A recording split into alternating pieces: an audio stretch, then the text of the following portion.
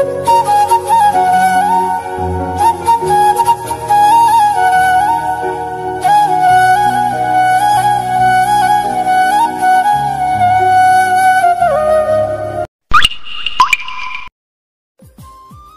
যদিও সম্পর্কে আমার খালাতো বোন হয়, তবে বয়সে আমার থেকে 1 বছরের বড়। শুধু বয়সে বড় নয়, চাকরিও করে আমার থেকে বেশি বেতনের টাকা। আম্মুর ইচ্ছে তার বোনের মেয়েকে তার ছেলের পুত্রবধূ করে আনবে। ভাইয়াকে এমন অনেক বলেছে মিমকে বিয়ে করতে, কিন্তু ভাইয়া আত্মীয় স্বজনদের মাঝে কোনো রকম সম্পর্ক করতে রাজি নয়। আর খালাম্মার 3টে মেয়ে, সবগুলো দেখতেই মাশাআল্লাহ। বাকি 2জনের বিয়ে হয়ে গেছে, এখন শুধু মিমের বিয়ে বাকি। খালাম্মার কোনো ছেলে সন্তান নেই, তাই খালাম্মারও খুব ইচ্ছে ছিল ভাইয়ের সাথে মিমের বিয়ে দিতে, কিন্তু ভাইয়া রাজি হয়নি বলে আর বিয়েটা হয়নি। আমি মাত্র পড়াশোনা শেষ করে ছোট্ট একটা প্রাইভেট কোম্পানিতে নতুন চাকরিতে জয়েন করেছি। মোটামুটি বেতন পাই, তা দিয়ে আমার চলে যায়। ঈদের ছুটিতে বাড়ি রেখেছি। আম্মু বলছে তার বোনের বাড়িতে বেড়াতে যাবে। আমি আবার খালাম্মার বাসায় বেড়াতে যেতে পছন্দ করতাম, তাই আম্মু আমাকে একবার যেতে বলতে রাজি হয়ে গেছি। আমি শার্ট পরছি, এমন সময় ভাবি রুমে আসে। তবে ভাবি আমাকে ভাই বলে ডাকে, কারণ ভাবির আর কোনো ভাই নেই। আর আমিও ভাবিকে ভাবি বলি না, আপু বলে ডাকি, কারণ আমারও কোনো বোন নেই। ভাই, তুই কি খালাম্মার বাসায় যাবি? হ্যাঁ যাচ্ছি তো, আর অনেকদিন ধরে খালাম্মাকে দেখি না। যাই একটু খালাম্মাকে দেখে আসি। আম্মাজান তোমাকে কেন তার বোনের বাড়িতে নিয়ে যাচ্ছে? কেন নিয়ে যাচ্ছে? আম্মু একা যেতে পারবে না তাই নিয়ে যাচ্ছে। আরে বোকা, তার জন্য নয়, আসলে আম্মাজান চাচ্ছে। তখনই আম্মু এসে হাজির আর ভাবির কথা থামিয়ে দিয়েছে। সৌরভ, তুই কারো কোনো কথা শুনিস না, আমি যা বলি তুই তাই করবি, চল। আমার সাথে বলে আম্মু আমার হাত ধরে সোজা টেনে নিয়ে এসেছে। আম্মু, ভাইয়ের বাইকটা নিয়ে নাও, তাহলে রাস্তার গাড়ি ঝামেলা করতে হবে না। ঠিক আছে, যা। ঠিক আছে, আপনি এখানে দাঁড়ান, আমি বাইকটা নিয়ে আসছি। আমি গিয়ে বাইকটা নিয়ে এসেছি, আম্মুকে পিছনে বসিয়ে নিলাম। সারা রাস্তা আম্মু আমাকে শুধু একটা কথাই বলেছে, দেখ বাবা সৌরভ, তুই আমার একটা কথা রাখবি। আমি তোর কাছে জীবনে আর কিছু চাইবো না, আর আমার বিশ্বাস তুই আমার এই কথাটা রাখবি। আম্মু, আপনি যা বলবেন তাই হবে, এখন একটু চুপ করে বসে থাকেন। 1 ঘন্টা পর খালাম্মার বাড়িতে গেলাম। খালাম্মা আম্মুকে দেখে জড়িয়ে ধরেছে। আমি সবাইকে ভালো মন্দ জিজ্ঞেস করে নিয়েছি, সোফায় বসে আছি। বাবা সৌরভ, আমি অনেক খুশি হয়েছি তুমি আমার মনের কথাটা রাখার জন্য। আরে খালাম্মা, আপনি এমনভাবে বলছেন কেন? এটা তো আমার কর্তব্য, আর আম্মু বলছে আমি না করতে পারি। আয় বাবা, আমার বুকে আয়। বলেই আমাকে জড়িয়ে ধরে কপালে চুমু দিয়েছে। তখনই মিম এসে বলে, এত আহ্লাদ দেখাতে হবে না। এই সৌরভ, তুই আমার সাথে আয়, তোর সাথে আমার কথা আছে। আপনার সাথে কোনো কথা নেই। এই, তোর কথা বলতে হবে না, তুই দাঁড়িয়ে আমার কথাগুলো শুনবি। আয় বলছি। বলেই মিম আমার হাত ধরে সিঁড়ি বেয়ে উপরে নিয়ে যাচ্ছে। তখনই আমার আরেক খালাতো বোন নিপা নামছে সিঁড়ি দিয়ে। আরে, তোর পিচ্চি বরগানি কোথায় যাচ্ছিস? একটু পর তোদের বিয়ে হয়ে যাবে, আর রাতে বাসর। তখনই মন খুলে যেখানে খুশি সেখানে নিয়ে যাস। কে কার বর আর কার বিয়ে? আজকে তোর আর মিমের বিয়ে, আর তুই জানিস না মনে হয়, এমন ভাব করছিস। আপু, তুই যা, আমি সহবারকে সব বুঝিয়ে বলতেছি। মিম আমাকে টেনে সোজা ছাদে নিয়ে এসেছে। এই, তুই আমাকে বিয়ে করতে রাজি হয়েছিস কেন? তোকে আমি খুন করে ফেলবো। বলেই আমার গলা টিপে ধরেছে।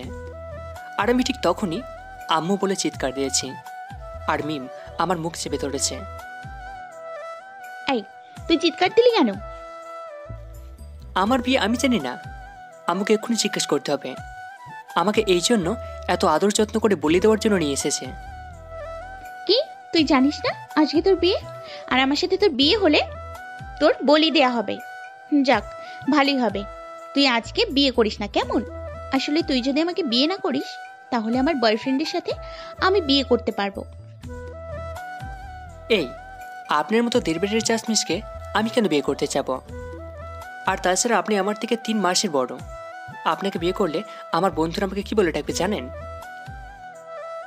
আরে আমি তো তোকে বিয়ে করতে রাজি নই, আর আমরা তো দুজন দুজনকে বিয়ে করতে চাই না।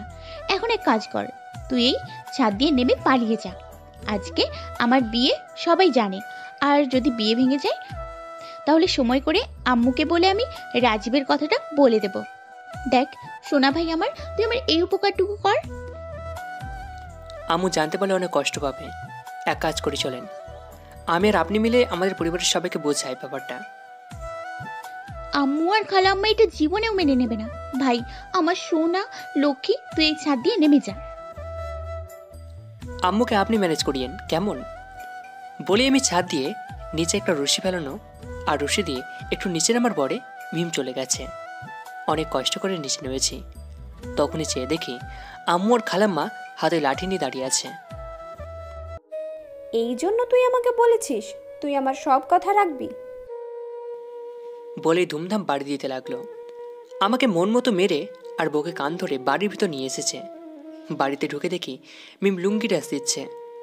আমাকে দেখে ড্যান্স বন্ধ করে চোখগুলো বড় বড় করে তাকিয়ে আছে, আর হাত দিয়ে ইশারা করে বলছে আজকে আমাকে খুন করবে। এদিকে আম্মু আমার হাত ধরে রেখেছে। কিছুক্ষণের মধ্যেই কাজের মৌলবীকে নিয়ে এসেছে আঙ্কেল। সবাই মিলে তাড়াতাড়ি করে আমাদের বিয়েটা পড়িয়ে দিয়েছে। এমনই নিবা আপু বলে, আমি আগেই বুঝতে পারছি তোরা দুজনে প্ল্যান করবি, তাই আম্মুকে বলে দিয়েছি। বাবা সৌরভ, মিম অনেক ভালো মেয়ে। সে একটা অচেনা ছেলেকে লাভ করে। শুধু ফেসবুকে পরিচয় দুজন দুজনকে, ছবিতে দেখেছে, কোনোদিন সরাসরি দেখা হয়নি। তাই আমি আর তোর মা মিলে তোদের বিয়ে দিয়েছি। তবে বাবা, তুই কিন্তু মিমকে সব কিছু বুঝিয়ে সারা জীবন আগলে রাখবি। দেখ আপা, আমার ছেলে জাদু জানে। দেখিস মিম সব কিছু ভুলে সোহরাবকে নিয়ে থাকবে। চল সোহরাব, তোকে মিমির রুমে নিয়ে যাই। আমার ইচ্ছে হচ্ছে না, তাও নিবা আপু আমার হাত ধরে টেনে মিমের রুমের সামনে নিয়ে এসেছে। আমি বুঝতে পারছি।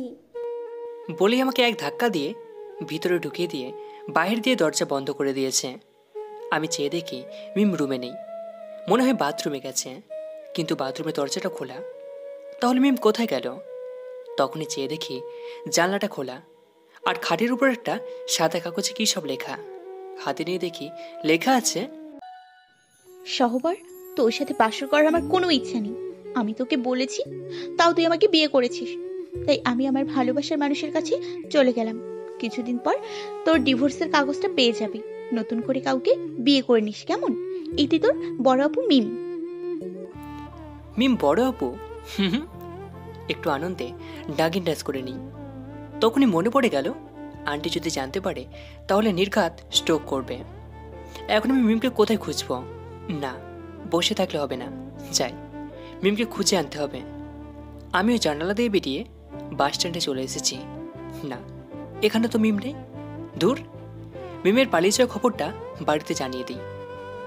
মোবাইলটা বের করে ফোন করছি আম্মুকে। এমনই কেউ একজন পিছন থেকে আমাকে জড়িয়ে ধরেছে। আমাকে বাঁচান প্লিজ, আমাকে বাঁচান, এই বলে আরো শক্ত করে জড়িয়ে ধরেছে। আমি ওকে ছাড়িয়ে মোবাইলের আলো দিয়ে চেহারাটা দিয়ে তো পুরোই অবাক হয়ে গেছি। আরে মিম আপু, আপনি এখানে? আর আমি আপনাকে তন্ন তন্ন করে খুঁজছি। তুই এখানে কি করে আসলি? সে কথা পরে হবে, আগে বাড়ি চলেন। তখনই কিছু ছেলে এসেছে, মনে হয় ফুটপাতে বড় হয়েছে, হিরোর কাছে এইসব নিয়ে পড়ে থাকে। আমি মিমকে ওদের সামনে জড়িয়ে ধরে বুকের মাঝে নিয়ে ওর কপালে একটা কিস করতেছি, আর বলছি, আমার শোনাবো, তোকে আমি কত খুঁজেছি। এই বলে মিমের হাত ধরে এক দৌড়। কি হলো, বাড়ির দিকে নিয়ে যাচ্ছিস কেন? আমি বাড়িতে যাব না। যদি 5 মিনিটের মধ্যে আমরা আমাদের রুমে না যাই তাহলে সব গন্ডগোল হয়ে যাবে, কারণ আমি আম্মুকে ফোন করেছি, আর আম্মু এখন আমাকে ফোন করছে। আমার মোবাইলে চার্জ নেই, বন্ধ হয়ে গেছে। এখন আম্মুর সহ সবাই রুমে আসবে, আর যদি আপনাকে আর আমাকে রুমে না পাই তাহলে খালাম্মার কি হবে একবার ভেবে দেখুন। কথা বলছি আর দৌড়াচ্ছি। দুজনে তাড়াতাড়ি করে জানলা দিয়ে রুমে ঢুকেছি।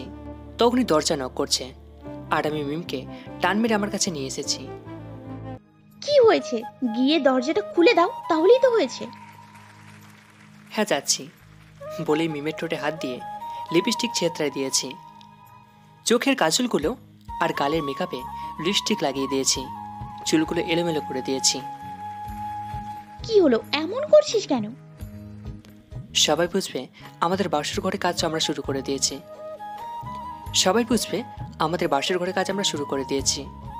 আমি গিয়ে দরজাটা খুলে দিয়েছি।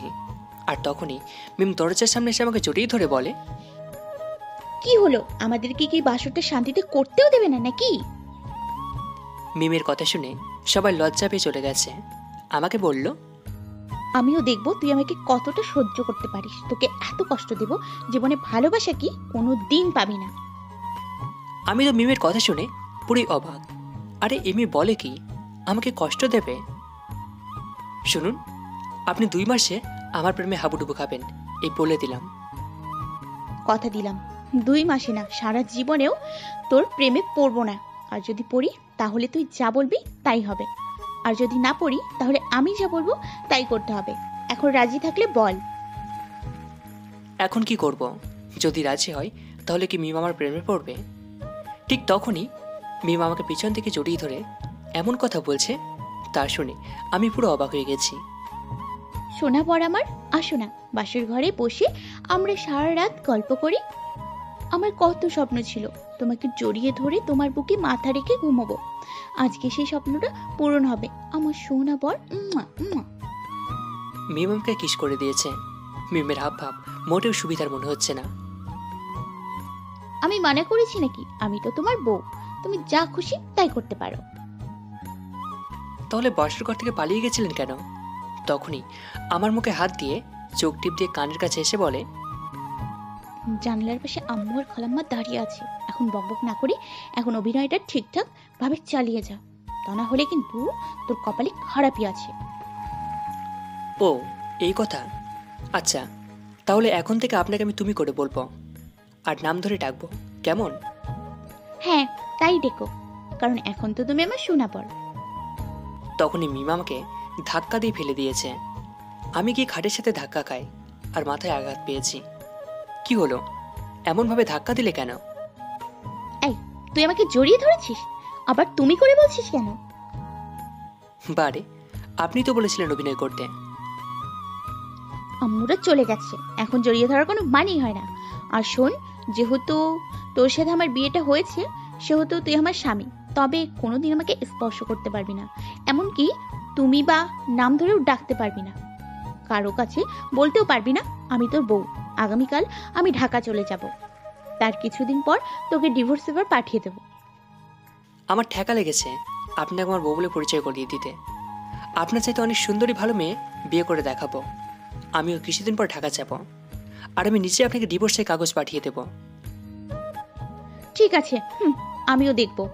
এই নে বালিশ, তুই নিচে ফ্লোরে ঘুমোবি আজকে। ফ্লোরে ঘুমালে আমার ঠান্ডা লাগে, আর আমি খাট ছাড়া ঘুমোতে পারি না। দেখি সরেন বলেই খাটের উপর গিয়ে শুয়ে পড়েছি। এই তুই খাটের উপরে এসে শুয়েছিস কেন? উঠতে বলতেছি, তা না হলে কিন্তু খবর করে ছেড়ে দেবো। হ্যাঁ, আপনি কি খবর করবেন তা আমি ভালো করে জানি। রাত অনেক হয়েছে, এখন ঘুমান, এই বলে শুয়ে পড়েছি। আমার কি, রাতে যদি লাঠি খাবার ইচ্ছে থাকে তাহলে ঘুমা।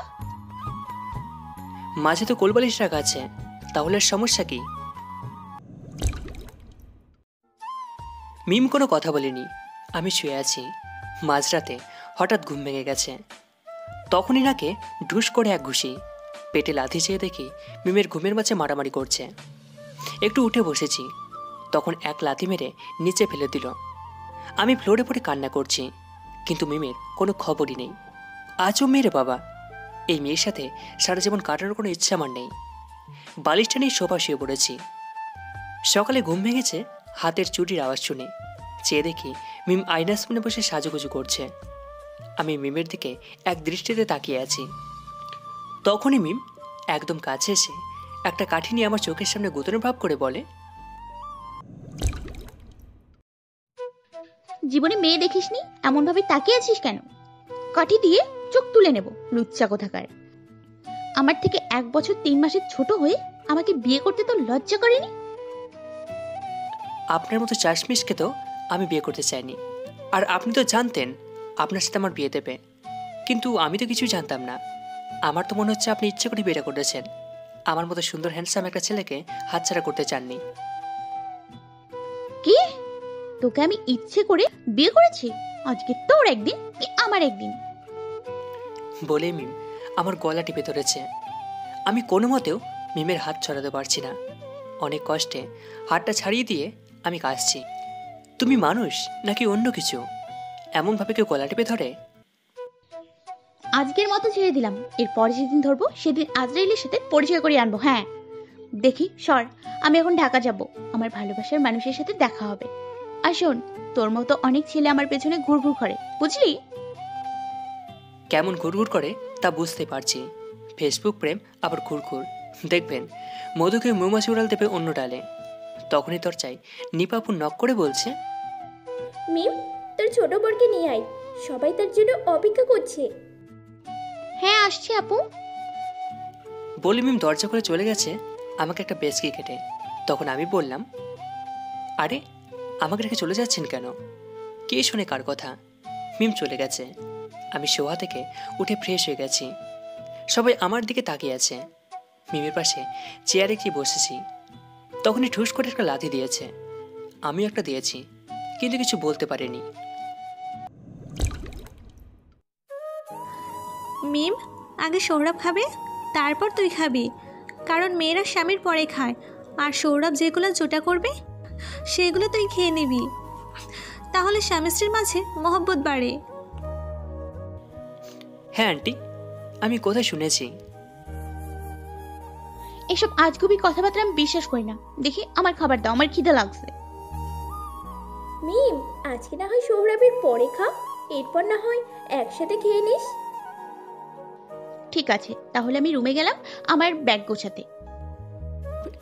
আপনি চলে গেলে আমার খবর বের করে দেবে। হ্যাঁ মিম, তুই সৌরভকে বেড়ে খাইয়ে যা।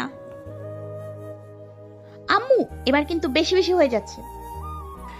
দেখ মা, এখন তো সৌরভের বউ, ওর সব ভালো মন্দ সব কিছু তোকে খেয়াল রাখতে হবে। নে বসে ওকে খাবার দে। ঠিক আছে। আমার প্লেটে মন মতো মিম দিয়েছে। আমি একটু বেশি করে নিয়েছি। অল্প কিছু খাবার খেয়ে জোটা করে দিয়েছি।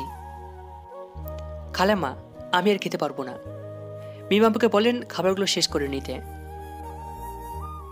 ওই তোর ঝুটা খাবার আমি খাবো কেন? বাড়ে, খালাম্মাই তো বলেছে স্বামীর জোটা খেলে স্বামী স্ত্রীর মধ্যে মহব্বত বাড়ে। দরকার নেই মহব্বতের, আমি তোর ঝুটা খাবার খেতে পারবো না।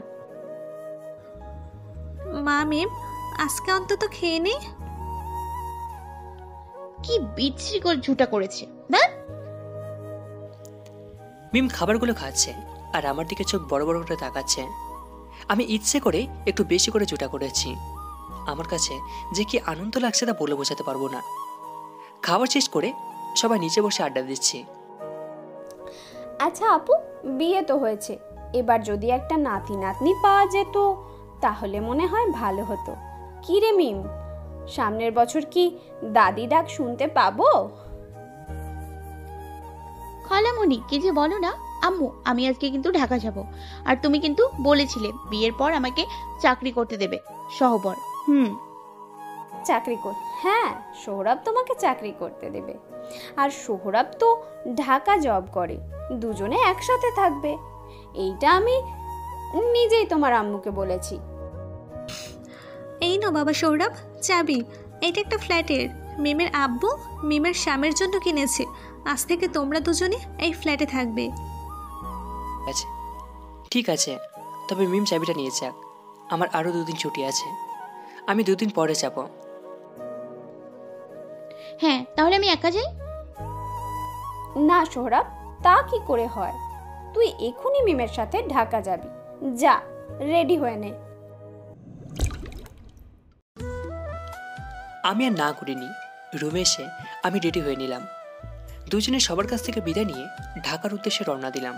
নিপা আপু আর ওনার বর এসে আমাদের বসিয়ে দিয়ে গেছেন। কুমিল্লা থেকে ঢাকা আসতে 3 ঘন্টা সময় লাগছে। মিম বাসে কোনো গন্ডগোল করেনি। যখন বাস থেকে নেমেছি ঠিক তখনই,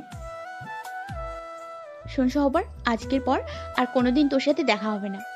তুই তোর পথে থাকবি আর আমি আমার পথে। কিছুদিন পর তোকে আমি ডিভোর্সের কাগজটা পাঠিয়ে দেব। ঠিক আছে আপু, তাহলে ভালো থাকবেন। আর একটা কথা, আপনি যদি আমার সাথে 2-3 মাস থাকতেন তাহলে আমার প্রেমে পড়ে যেতেন, কিন্তু আপনি তো ভয়ে একদিন থাকতে রাজি হননি, এই বলে চলে এসেছি। কি বললি? আমি তোর সাথে 2 মাস থাকলে তোর প্রেমে পড়ে যাবো? হ্যাঁ, অনলি 2 মাস যদি আমার সাথে থাকতেন তাহলে আমার প্রেমে পড়বেন, আর সারা জীবন আমার সাথে থাকতে চাই। ঠিক আছে, তোর সাথে আমি 2 মাস থাকবো।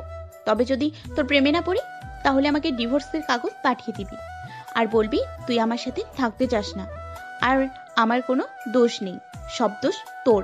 এখন রাজি থাকলে বল। ঠিক আছে, রাজি আছি। এই রিক্সা লালবাগ যাবে? রিক্সা নিয়ে মিম আর আমি পাশাপাশি বসে যাচ্ছি। আমি ব্যাগ থেকে বের করে চশমাটা পরে অন্যদিকে তাকিয়ে আছি। একটু জ্যামে পড়েছি। পাশে রিক্সায় 2টো মেয়ে বসেছে। আমি ওই মেয়েদের দিকে চশমাটা খুলে ইচ্ছে করে তাকিয়ে আছি। মিম এদিকে রেগে মেগে আগুন। জ্যাম ছেড়ে দিয়েছে, একটা ভাঙা চাকা রিক্সার চাকা পড়েছে, আর মিম রিক্সা থেকে পড়ে যাচ্ছিল। আমি মিমের সামনের দিকে হাত দিয়ে মিমের দুপাশে খুঁট করে রেখেছি। মিম আমার হাতের জন্য আর পড়েনি। ধন্যবাদ। ধন্যবাদ দিতে হবে না। এ রিক্সা থামাও, আমরা ঠিকানা মতো চলে এসেছি। দুজনে নেমে 2তলায় আমাদের ফ্ল্যাটে উঠেছি। ভিতরে ঢুকেই দেখি সব কিছু একদম সাজানো আর গোছানো। শোন, তুই ওই রুমে থাকবি আর আমি এই রুমে। আমার রুমে ভুল করেও পা রাখবি না। নিজে রান্না করে নিজে খাবি। আমি বাসায় কোনো খাবার খাবো না। আমি অফিসে আর বাইরে খেয়ে নেব। ঠিক আছে, সমস্যা নেই। আমি তো অল্প টাকা বেতনে চাকরি করি, আমি বাসায় রান্না করে খাবো। আচ্ছা, তাহলে আমি চাই কিছু বাজার কেনাকাটা করে আনি। নিচে নেমে আমার একার জন্য বাজার নিয়ে এসেছি। সব কিছু রেডি করে রান্না করতে করতে 10টা বেজে গেছে। আমি খাবার টেবিলে খাবারগুলো রেখে হাত মুখ ধুতে চলে এসেছি। যখনই খাবার টেবিলের সামনে গেছি, চেয়ে দেখি মিম আমার রান্না করা খাবারগুলো খাচ্ছে আর ভিডিও কলে কথা বলছে। আম্মু সবাই এসেছে, দেখো, নাও কথা বলো বলে আমার কাছে মোবাইল দিয়ে নিজে খেতে আছে। খালাম্মা, মিম অনেক ভালো রান্না করতে পারে, দেখুন কত সুন্দর করে রান্না করেছে। মিম আমার দিকে তাকিয়ে আছে। জানেন খালাম্মা, খাবারের অনেক খুশবু বেরোচ্ছে। আরও কিছু প্রশংসা করে ফোনটা কেটে দিলাম। তুই আম্মুকে মিথ্যে বলছিস কেন? আগে 2000 টাকা দেন, তারপর কথা বলেন। আমার খাবার তৈরি করতে 4000 টাকা লেগেছে। এখন আপনি খেয়েছেন, তাই 2000 টাকা ক্যাশ দেবেন। বেতন পেয়ে দিয়ে দেবো, তবে আম্মুকে মিথ্যে বলার জন্য ধন্যবাদ। আমি রুমে গেলাম। আমার প্রেমে তো 1 মাসে পড়ে যাবেন মনে হচ্ছে। আমার তো খুব খিদে লেগেছে, যাই নিচ থেকে গিয়ে কিছু খেয়ে আসি। সব তো রাক্ষসী খেয়ে ফেলেছে। নিচে এসে হালকা কিছু খেয়ে সোজা রুমে এসে একটা ঘুম দিয়েছি। ঘুম থেকে উঠে বউর মুখখানা কার না দেখতে ভালো লাগে। বা বউ তো আমার খুব সুন্দর করে জড়িয়ে ধরেছে। কিন্তু মিম এখানে কি করে আসলো? নাকি সব কিছু মেনে নিয়েছে? যেভাবে জড়িয়ে ধরে শুয়ে আছে মনে হচ্ছে আমি ওনার কোল পালিশ। এই মিম আপু, ওঠেন, আমার ফ্রেশ হতে হবে। কি হচ্ছে? এমন করতেছো কেন? দেখি ছাড়েন, আমি উঠবো। আচ্ছা, আপনি এখানে আসছেন কেন? ওই, তুই আমার রুমে আসলি কেন? আপনার রুম হতে যাবে কেন? এটা তো আমার রুম, আর আপনি আসছেন আমার রুমে। বুঝতে পারছি, রাতে আমাকে ছাড়া ঘুমোতে আপনার খারাপ লাগছিল, তাই আপনি এখানে এসে শুয়েছেন। ওই, আমি ইচ্ছে করে আসিনি। কথা কম বলে আমাকে ছাড়, তা না হলে কামড় দেবো কিন্তু। হ্যাঁ। মানে তাহলে কেন এসেছেন? বলছি আগে ওঠ এখান থেকে। হ্যাঁ বলেন। আম্মু রাতে ভিডিও কল করে দেখতে চাইছে আমরা একসাথে শুয়েছি কিনা, নাকি আলাদা রুমে শুয়েছি। বুঝতে পারছি তুমি মিথ্যে কথা বলছো। সোজা কথা বলে দিলেই পারো। আমাকে জড়িয়ে ধরতে মন চাইছে, তাই এসে ধরেছ। একদম মিথ্যে কথা না। বিশ্বাস না হলে আম্মুকে ফোন করে জিজ্ঞেস করতে পারো। হ্যাঁ। ঠিক দরকার নেই, দেখি সরো, আমার কাজ আছে। হায় আল্লাহ, আমার অফিস। মনে হয় দুনিয়াতে আপনি নিজেই চাকরি করেন। আজও মায়া একখানা। যাই, নিচে গিয়ে আমি নাস্তা করে আসি। নাস্তা করতে নিচে গেলাম। নাস্তা করে বাসায় আসলাম। দেখি মিম তাড়াহুড়ো করে কোথায় বেরোচ্ছে। আরে এমনভাবে কোথায় যাচ্ছ? যেখানে খুশি সেখানে, তোকে বলবো কেন? নাস্তা করে যাবেন? আসুন, আমি নাস্তা নিয়ে এসেছি। আমি অফিসে নাস্তা করে নেব। দেখি রাস্তা থেকে সর। বলেই মিম আমাকে ধাক্কা দিয়ে চলে যেতে চাইলো। ঠিক তখনই বললেই হলো বলেই মিমের হাত ধরে নিলাম। আগে নাস্তা করবেন, তারপর যাবেন অফিসে। হাতটা ছাড় বলছি, তা না হলে কিন্তু খারাপই আছে তোর কপালে। কি খারাপই করবেন? একটা থাপ্পড় না হয়ে দেবেন বড় বোন হিসাবে। দেখি সর। বলেই হাতটা টান মেরে ছেড়ে চলে গেছে। আমি চেয়ে দেখলাম মিমের চলে যাওয়ার দৃশ্য। দূরে গেলে গেছে, তাতে আমার কি। আমিও রুমে গিয়ে ফ্রেশ একটু বেরিয়ে পড়েছি। যেহেতু অফিস আগামীকাল খোলা, তাই আজকে বন্ধুদের সাথে একটু আড্ডা মারতে গেলাম। সবার সাথে বসে আড্ডা দিয়ে আমার বাইকটা নিয়ে এসেছি আগে রুম থেকে।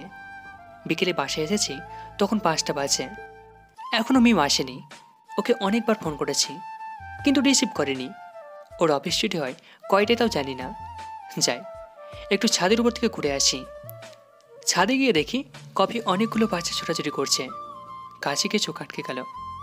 এত বড় মেয়েটি ছোট ছোট বাচ্চাদের সাথে কানামাছি খেলছে। আমি সামনে যেতেই আমাকে জড়িয়ে ধরে বলে, ধরেছি। কি মজা, কি এই আপনি কে? আপনি এখানে আসছেন কেন? তখন এই মেয়েটির চোখের বাঁধন খুলে আমার দিকে তাকিয়ে আছে। আমিও মেয়েটির দিকে তাকিয়ে আছি। এই আপনি আমার সামনে এসেছেন কেন? আর আমাকে জড়িয়ে ধরেছেন কেন? আপনি তো আমাকে সে জড়িয়ে ধরেছেন। আর আমার নাম সৌরভ আল ইসলাম। আপনার নাম কি? জানি না। আর আপনাকে কে বললো? বাহ, আপনার নামটা তো অনেক সুন্দর। ফাজিল ছেলে কোথাকার। এই বাচ্চারা সবাই চলো, আজকের মতো খেলা এখানেই শেষ। মেয়েটি সবাইকে নিয়ে চলে গেছে। বাহ, মেয়েটি অনেক সুন্দর। তবে মিমের মাঝে একটু পার্থক্য আছে। সেটা মনে হচ্ছে মিমের ঠোঁটের নিচে তিলটা। যাই গিয়ে খাবার তৈরি করি। সন্ধ্যা হয়ে গেছে। রুমে এসে খাবার রেডি করছি। কিছুক্ষণ পর বাইকের আওয়াজ শুনে জানালা দিকে তাকিয়ে আছি। দেখি মিম বাইক থেকে নিচে নামছে। বাইকে বসা ছেলেটার পিছনটা দেখা যাচ্ছে। দুজনেই হাসাহাসি করে টাটাতে মিম চলে গেছে আর ছেলেটাও চলে গেছে। কিছুক্ষণ পর কলিং বেল বেজেছে, কিন্তু আমি একটু দেরি করে গিয়ে খুলেছি। এতক্ষণ লাগে দরজাটা খুলতে? কোথায় ছিলি তুই? যেখানে খুশি সেখানে, তা না জানলেও হবে। ভিতরে এসে দরজাটা লাগিয়ে দেন। ওইদিকে আমি রান্না করছি বলে চলে আসছি। ছেলেটা কে হবে? মিম কি তাহলে ওকে লাভ করে? মনে হাজারটা প্রশ্ন তৈরি হয়ে গেছে। রান্না শেষ হয়ে ফ্রেশ হয়ে একা একা খেতে বসেছি। আজকে মিমকে কোনো রকম সুযোগ দেয়নি। তখনই কলিং বেল বেজে উঠল। মিমকে দরজা খুলেছে। আরে আন্টি, আপনি আসুন, ভেতরে আসুন। এই, আপনি কাকে ভিতরে আসতে বলছেন? আমাদের পাশের ফ্ল্যাটের আন্টি। বাহ মিম, তোর বরটা তো রাজপুত্র। তোর মায়ের পছন্দ আছে বলতে হবে। তা কি নাম তোমার বাবা? জি, সৌরভ আল ইসলাম। আন্টি আসেন, আমাদের সাথে বসে ডিনার করবেন। না, আমি ডিনার করেছি, তোমরা ডিনার করো। মিম এসে বসে পড়েছে। সোজা নিচের দিকে তাকিয়ে ঝটপট খেয়ে নিয়েছে। আমি মিমের দিকে তাকিয়ে আছি অবাক হয়ে। আন্টি, আপনি কি আরো কিছুক্ষণ থাকবেন নাকি চলে যাবেন? হ্যাঁ, এখন আমি চলে যাব। উনি সোজা উঠে চলে গেছে আর মিম আমার দিকে মুচকে এসে চলে গেছে। সুযোগ নিয়েছেন আজকে দরজা লক করে ঘুমাবো, তাহলে বুঝবে কত ধানে কত চাল। এই শোন, আজ থেকে তুই আমার রুমে থাকবি। ও মা, তাই? তাহলে তো আমি তো বাড়িতে জিতে গেছি। তাহলে আপনি চাকরি ছেড়ে দেন। ওই রুমে থাকবি বলে তোকে বর হিসেবে মেনে নিইনি। রুমে থাকবি এই জন্য, রাতে আম্মু ফোন করে তোকে আর আমাকে দেখতে চায়, তাই তুই সোফায় ঘুমাবি। দরকার নেই, তবে থাকতে পারি যদি আমাকে খাটের উপর ঘুমোতে দেন। আমার বয়ে গেছে, আম্মু ফোন করলে বলে দেব তুই রাতে আমার সাথে থাকতে চাস না, তাই অন্য রুমে গিয়ে থাকিস। ঠিক আছে, রাজি আছি। খাবারগুলো গুছিয়ে রুমে গিয়ে দেখি মিম ফোনে কথা বলছে। আমার মনে হয় ওই ছেলেটাই হবে। কোনো কথা না বলে চুপ করে শুয়ে পড়েছি সোফায়। সকালে ঘুম থেকে উঠে দেখি মিম শুয়ে আছে। আপু, এই আপু, উঠুন, অফিসে যাবেন কখন? কি হয়েছে, ডাকছিস কেন? অফিসে যাবেন কখন? 7টা বাজে। মিম লাফ মেরে সোজা ফ্রেশ হতে চলে গেছে। আমি রান্নাঘরে গিয়ে কফি বানিয়ে এনে মিমের টেবিলের উপর রেখে দিয়ে রেডি হয়ে নিলাম। আমি একটু আগে নেমে বাইকটা বের করে নিয়ে মিমের জন্য অপেক্ষা করছি। কিছুক্ষণ পর মিম নেমে এসেছে। আমি বললাম, মিম আপু আসেন, আমি আপনাকে অফিসে নামিয়ে দেব। দরকার নেই, আমাকে নিতে আমার বয়ফ্রেন্ড রাজীব আসবে। মানে রাজীবের সাথে আপনার দেখা হয়েছে? ওই তো রাজীব চলে আসছে। কোথায়? বলি তাকিয়ে দেখি গতকালের বাইকটা আর সেই ছেলেটা। মিম আমার সামনে গিয়ে ছেলেটার বাইকের সামনে দাঁড়িয়েছে। রাজীব, এই হচ্ছে আমার খালাত ভাই সহবর, যার কথা তোমাকে গতকালকে বলেছি। আরে শালাবাবু যে, কেমন আছো? আপনি আমার দুলাভাই কবে হলেন? আগে বিয়ে করেন, তারপর শালাবাবু ডাকবেন। তখনই একটা মেয়েলি কণ্ঠে বলে, প্লিজ আমাকে একটু কলেজে নামিয়ে দিয়ে যাবেন, আজকে আমার ক্লাস পরীক্ষা। যদি সময় মতো না পৌঁছাই তাহলে স্যার আমাকে অনেক বকা দেবে। আমি চেয়ে দেখি ওই ছাদের মেয়েটা। এতক্ষণে মিম রাজীবের বাইকের পেছনে উঠে বসে গেছে। হ্যাঁ নিশ্চয়, আসুন পিছনে বসুন। ধন্যবাদ আপনাকে। নেন, হেলমেটটা আপনি পরেন। কিন্তু আমি পরবো কেন? নেন পরেন। আচ্ছা, আপনার নামটা জানে কি? বিনতি। বাহ, অনেক সুন্দর নাম তো আপনার। একটু শক্ত করে ধরবেন, কারণ বাইক অনেক জোরে চালাবো তাই। ওকে। বলে আমাকে পিছন থেকে জড়িয়ে ধরেছে। মিমের সামনে বিনতি আমাকে জড়িয়ে ধরে বাইকে বসেছে। আমার বুকের হার্টবিটটা দ্বিগুণ বেড়ে গেছে। জীবনে প্রথম কোনো মেয়ে এমনভাবে বাইকে বসে আমাকে জড়িয়ে ধরে বসেছে। তবে মিমের মনে কিছুটা তো হিংসা হয়েছে তা বুঝতেই পারছি। বাইক চালাচ্ছি নিজের মনের মতো করে। তখন বিনতি বলে, সামনের ডানে মুড়ে থামিয়ে দিন, আমি নেমে যাব। কেন, কলেজের ভিতর নিয়ে যায় আপনাকে? আজকে নয়, অন্যদিন নিয়ে যাবেন কেমন? আজকে এমনিতে অনেক সমস্যা হচ্ছে। কিসের সমস্যা হচ্ছে? তেমন কিছু না, আপনি বাইকটা থামান, আমি নামবো। ঠিক আছে। বাইকটা থামালাম। বিনতি নেমে সোজা কলেজে চলে গেছে। আমি কিছু না বলে অফিসে চলে এসেছি। ঈদের ছুটির পর আজকে প্রথম দিন, তাই মোটামুটি কাজকম কম ছিল।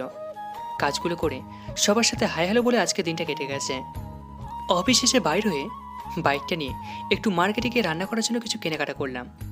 মনের আনন্দে বাইক নিয়ে বাসার সামনে এসে দেখি মিম আর রাজীব দুজনে হেসে হেসে কথা বলছে। কাছে যেতেই মিম বলে উঠল, তাহলে রাজীব, আগামীকাল আমরা সিনেমা দেখতে যাব, কেমন? তাহলে তো ভালোই হবে, সারাদিন দুজন মিলে একসাথে একটু সময় কাটাতে পারবো। হ্যাঁ, তা একদম ঠিক বলেছ। আচ্ছা রাজীব ভাই, আগামীকাল সকালে দেখা হবে। রাতে ফ্রেশ হয়ে কল করব, কেমন? ওকে, আচ্ছা। আমি কি তোমাকে কিস করতে পারি? তখনই আমি ওখান থেকে বাইকটা রেখে বাজারগুলো নিয়ে চলে আসছি। না রাজীব, এখন না, যা হবে বিয়ের পর। তাহলে এখন আমি যাই, আর তুমি রাস্তায় দেখে শুনে যেও। মিম রাজীবের সাথে কথা শেষ করে রুমের সামনে এসে দেখে আমি বিনতির সাথে দাঁড়িয়ে কথা বলছি। আচ্ছা, মিম আপু আপনার কি হয়? আমার খালাতো বোন। উনি একা থাকতে ভয় পায়, তাই আমি ওনার সাথে থাকি। দরজার সামনে দাঁড়িয়ে কথা না বলে খুশি হব। দেখি, দরজার সামনে থেকে সরে দাঁড়াও। মিম আপু যদি কিছু মনে না করেন, তাহলে কি আমি আপনাদের সাথে রাতে এসে গল্প করতে পারি? আরে মনে করার কি আছে, আপনার যখন মন চাইবে তখনই চলে আসবেন। আপু কিছু মনে করবে না, কারণ আপু অনেক ভালো, তাই না আপু? মিম আমার চোখের দিকে বড় বড় করে তাকিয়ে আছে। আচ্ছা, তাহলে আমি এখন যাই। এই আপনাদের পাশের ফ্ল্যাটে আমি থাকি, যদি কিছু লাগে তাহলে আমাকে বলবেন, কেমন? হ্যাঁ নিশ্চয় বলবো। বিনতি চলে গেছে। আমি রুমে ঢুকে কাপড়গুলো চেঞ্জ করে কিচেন রুমে যাচ্ছি। তখনই মিম ফোনে কথা বলছে। যাই একটু রাগিয়ে আসি। এই যে ম্যাম, একটু শোনেন, আমি রান্না করব আর আপনি খাবেন, তা কিন্তু হবে না। ষাঁড়ের মতো চাচাচ্ছিস কেন? কি? আমি ষাঁড়? তাহলে তো গুঁতো দিতে হয়। বলেই মাথা দিয়ে মিমের মাথায় গুঁতো মেরে দিয়েছি। ওই তোর এত বড় সাহস, আমার মাথায় গুঁতো দিচ্ছিস? তবে বলেই আমাকে দৌড়াতে লাগলো। আমিও দৌড়াচ্ছি। আমাকে ধরতে না পেরে মিম ক্লান্ত হয়ে গেছে। আমাকে ধরা এত সহজ নয়। ঠিক আছে, রাতে যখন ঘুমাবি তখন তোকে বোঝাবো কত ধানে কতটা চাল হয়। হ্যাঁ ঠিক আছে, পরের চিন্তা পরে করব। এখন রান্না করতে হবে। আপনি কি আমাকে হেল্প করবেন, নাকি রান্না শেষ হলে ডাক দেব? আমি তোর রান্না আর খাবো না। এই দেখ, আমি পার্সেল খাবার নিয়ে এসেছি। তাহলে বিনোদীকে ডেকে নিয়ে আসি, আমাকে রান্না করতে সাহায্য করবে। মিম আমার দিকে তাকিয়ে চলে গেছে। আমি বিনোদীকে ডেকে এনেছি। আপনি রান্না করতে পারেন? মোটামুটি। আপনি আমাকে একটু সাহায্য করতে পারবেন? হ্যাঁ পারবো। তাহলে এগুলোতে একটু সাহায্য করে দিন। বিনোদী আর আমি দুজন মিলে রান্না করছি। মিম আমাদের দেখে যাচ্ছে একটু পরপর। বিনোদী, আমি আপনাকে কিছু কথা বলতে চাই। যদি কিছু মনে না করেন তাহলে বলতে পারি। কিছু মনে করব না, আপনি বলতে পারেন। তাহলে শোনো, আমি বিনোদীকে কিছু কথা বলেছি। বিনোদী সব কিছু শুনে রাজি হয়েছে। তবে কি কি কথা বলেছি তা আপনারা পরে জানতে পারবেন। তাহলে এখন আমি যাই, কাল সকালে কিন্তু আমাকে কলেজে নিয়ে যেতে হবে।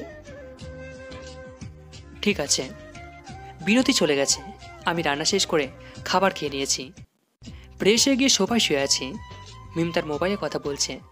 এর মাঝে আমি কখন যে ঘুমিয়ে গেছি ঠিক মনে নেই। সকালে ঘুম থেকে উঠে ফ্রেশ হয়ে তাড়াতাড়ি করে রেডি হয়ে গেছি। আজকে এত তাড়াহুড়া করতেছো কেন? তা আপনার কাছে বলবো কেন? আজকে রাতে আসতে আমার দেরি হবে। তাহলে আমার জন্য ভালোই হবে। কেন? বিনোদীর সাথে রুমে বসে আড্ডা মারা যাবে। ওই তুই কি বিন্তিকে বিয়ে করবি? সেটা 2 মাস পরেই বলবো, এখন আগেভাগে কিছু বলবো না। দেখি সরেন, আমার কাজ আছে। মিম আমার দিকে অবাক হয়ে তাকিয়ে আছে। আমি নিচে এসেছি। মিম আমার পিছু পিছু এসেছে। সবার একটা কথা বলবো? হ্যাঁ বলেন। আমাকে একটু অফিসে নামিয়ে দেবে তোমার বাইকে করে? তুমি সরি মানে? আপনি যাবেন আমার বাইকে করে? ঠিক আছে, আসেন। ঠিক তখনই বিনোদী এসে বলে, হাই সৌরভ, আমি রেডি। চলেন, আমাকে কলেজে নামিয়ে দিয়ে আপনি অফিসে যাবেন। হায় আল্লাহ, এখন আমি কাকে রেখে কাকে নিয়ে যাব? এখন তো পুরো মুসিবতে পড়ে গেলাম। এখন কি করব? মিম যদিও আমার বউ হয়, কিন্তু আমাকে বর হিসেবে মানে না। তারপর বিনোদীর সাথে মাত্র কিছুদিনের পরিচয়। তবে বিনোদী আমাকে অনেক পছন্দ করে। এখন মিম আর বিনোদী দুজনের সামনে দাঁড়িয়ে আছে, আমার সাথে বাইকে করে যাবে বলে। এখন কাকে রেখে কাকে নেব এই চিন্তায় আছি। এই সবার কি হলো? চল, আমার অফিসে যেতে দেরি হয়ে যাচ্ছে তো। ভাইয়া, আমার তো কলেজে যেতে হবে। আপনি তো বলেছেন রোজ আমাকে কলেজে নামিয়ে দিয়ে যাবেন। এখন চলেন, আমার দেরি হয়ে যাচ্ছে তো। তোমাকে জীবনেও নিয়ে যাবে না, কারণ আমি যা বলি সবার তাই শোনে। এখন থেকে আমার কথা শুনবে, কারণ আমরা দুজন দুজনকে অনেক লাভ করি, তাই না সৌরভ? কারোর কোনো কথাই শুনবো না আমি। আজকে একাই যাব। আচ্ছা মিম আপু, আপনার বয়ফ্রেন্ড কোথায়? তোমাকে বলতে যাব কেন? এখন আমাকে অফিসে নিয়ে যাবে কিনা বলো। ঠিক আছে, কি আর করব, যেহেতু বলছি সেহেতু নিতেই হবে। একটু তাড়া বলে বাইকটা বাড়ির ভিতর রেখে বাইরে এসেছি। কি হলো, আপনার বাইক কোথায়? আজকে সিএনজি করে যাব। রাস্তায় বের হয়ে একটা সিএনজিকে ডাক দিলাম, বিনোদী আসো, সিএনজিতে বসো। আর মিমাপু আপনিও আসেন। আমি সিএনজিতে করে যাব না। ঠিক আছে, তাহলে রাজীবকে ফোন করেন, এসে আপনাকে নিয়ে যাবে। বিনোদী তুমি উঠে বসো। বিনোদী বসেছে, আমিও সিএনজিতে উঠে বসবো। তখনই মিম বলে, ওই আমিও যাব। ঠিক আছে আসেন। আমি নামছিলাম, তখনই বিনতি আমার হাত ধরে বলে, আপনি কোথায় যান? আপনি মাঝে বসেন, আমি ওনার সাথে বসতে পারবো না। তবে মিম এসে সিএনজিতে বসেছে, আমি দুজনের মাঝখানে বসে আছি। একদিক দিয়ে বিনতি খোঁচা দিচ্ছে, আর আমি মিমের দিকে চেপে বসেছি।